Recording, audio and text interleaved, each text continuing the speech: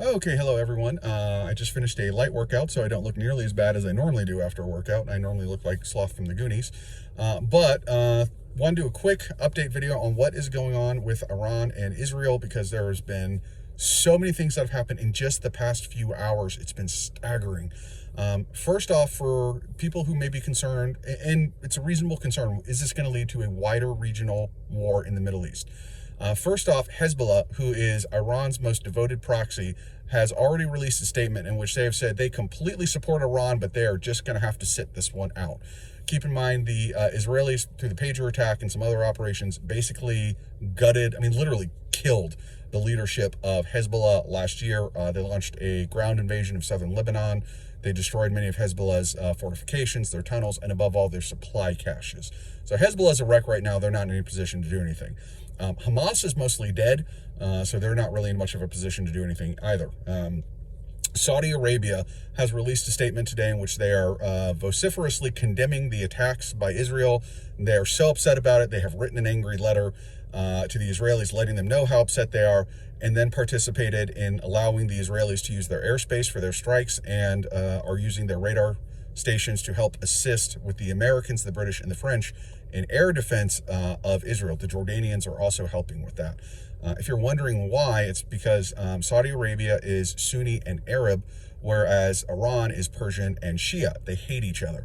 By the way, Saudi Arabia's primary security threat, forgetting racial and religious differences, just sheer security, is hands down by a mile Iran. And they have been utterly terrified of Iran obtaining nuclear weaponry. So they are absolutely thrilled with the fact that Israel is ripping up Iran right now. The Kuwaitis are thrilled. The Qataris will be, basically all the Gulf states, all the Arab countries will. The Egyptians will be pretty happy with it as well. None of them can publicly say that. They cannot tell their populations that they are thrilled with this, but they are actively assisting the Israelis. At least the Saudis are. I'm not sure about the Egyptians. Turkey, I'm not totally sure. I would think they're pretty happy about this, but I'm really not sure. They have been working in concert with the Israelis, or let me phrase that. They worked in concert with the Israelis to bring down Assad in Syria. So they are definitely not as opposed to working with the Israelis as most people might expect. The Middle East is very interesting in their politics. They say a lot of things in public, but do very different things in private. Very much like the United States, really. I guess that's just politics in general. Iran has launched a series of counterattacks against the Israelis. By and large, these counterattacks have been fairly ineffective. The first wave was a drone strike. It was pretty much all wiped out. The second and third waves were ballistic missiles. The Israelis, along with their allies, shot down 90-ish% of all of Iran's ballistic missiles. The Iranians fired hundreds of them. I'm not sure if it's 200, 300, 400, but it's in the hundreds. They have, as the latest numbers I could see, was that the Iranians had inflicted about 22 casualties, mostly in Jerusalem. These missiles are, in some cases, hundreds of thousands of dollars each. So this is millions and millions and millions of dollars of Iranian weaponry in exchange for a couple dozen civilian casualties. Casualties means wounded and killed. It doesn't just mean killed. So most of these are wounded. There's been some damage, some apartment buildings, some other civilian ones. They did hit a military building. I cannot remember the name of it, but it is a very important military building in Jerusalem. This is the only meaningful strike that they've had. It does not appear to have killed many personnel or anything like that. It does not appear to really have hurt Israel's military capacity at all. The Israelis have said that their strikes will be ongoing for the next 2 weeks, and they just announced in the last few minutes that they are going to expand it to hit oil and gas infrastructure. Now, there's obviously lots of different targets that could be. These could be minor ones, they could be major ones. The main one to look at is what's called Karg Island. That is their primary oil loading facility. That's what they do to put the oil on the ships, or where they put the oil on the ships, most of which they sell to China. So this could be about to get very interesting on an energy level very quickly. And unfortunately, I already sold my oil stocks today, so maybe I should have held on to them a little bit longer. But basically, no, there's not going to be a wider regional war.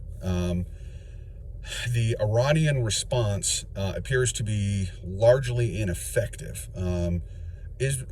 Iran is estimated to have somewhere in the neighborhood of 3,000 of these ballistic missiles. They have burned, between that and between the ones that Israel's destroyed, they probably lost 15 to 20% of their ballistic missile supply in roughly 24 hours. They cannot produce them at scale, or I should say they cannot produce them quickly. They can build them, but they can't, you know, like crank out like hundreds of new ones a month or anything like that. So they can eventually replace these. It's not like Russia with the bombers who just simply cannot replace them. These can be replaced and ultimately will be, but they cannot be replaced quickly enough for Iran to maintain this pace of shooting for more than a few more days. If they maintain this, you know, hundreds per day being fired, then within maybe a week, Iran's just out. And they could fire them occasionally as they roll them off the assembly line, but that's just until how long before Israel blows up all the production facilities. So quick update on where we're at. Absolute disaster for the Iranians of the highest order. This is merely the latest in a string of disasters: the loss of Hezbollah, the loss of the Assad regime, the damage to the Houthis. The Hamas really isn't much of a loss for the Iranians. They're just sort of Sunni cannon fodder. Gaza is populated by Sunni Arabs. So, you know, for the Iranians, if they all get killed, you know, okay, no big deal. So that's not a big loss for them. But basically, they have lost all of their main proxies, and now they're having their internal military infrastructure ripped up. And now they might be about to have their energy infrastructure ripped up.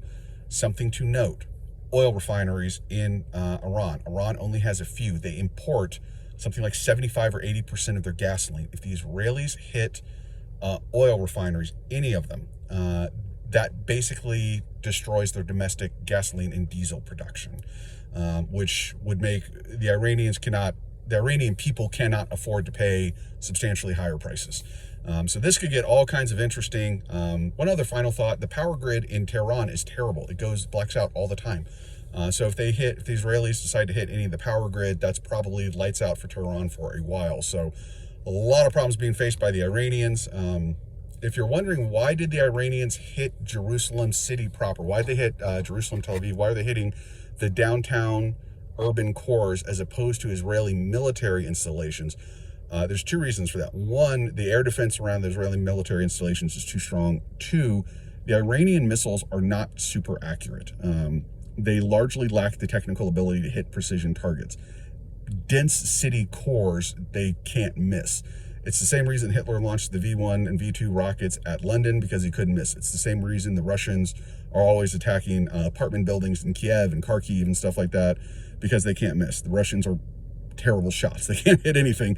They can hit the broadside of a barn is about it. The Iranians are kind of in the same boat, so it's more technical ineptness than anything else. Wildly ineffective way to fight a war, but it seems to be the way they're going to fight it. So either way, that's where we're at, and you know, keep watching the news. We've got some very interesting days ahead of us.